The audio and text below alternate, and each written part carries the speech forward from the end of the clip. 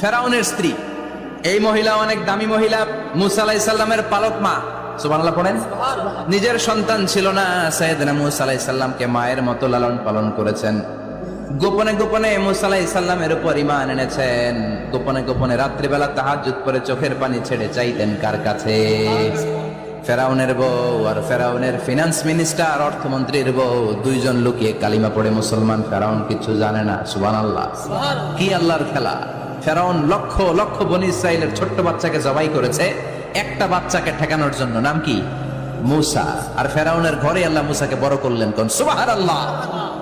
লুকিয়ে লুকিয়ে ঈমান আনলো। ফেরাউনের বউ আসিয়া, অর্থমন্ত্রীর বউ, দুইজন মিলে ফেরাউনের কাছে ঘটনা পৌঁছে গেল, খবর পৌঁছে গেল। ফেরাউন ডেকে পাঠালো। দুধের বাচ্চাকে নিয়ে ফেরাউনের অর্থমন্ত্রীর বউ হাজির। কুখ্যাত সন্ত্রাসী ফেরাউনের নিজের বউ আসিয়াও হাজির। ফেরাউন বলে, এক আল্লাহর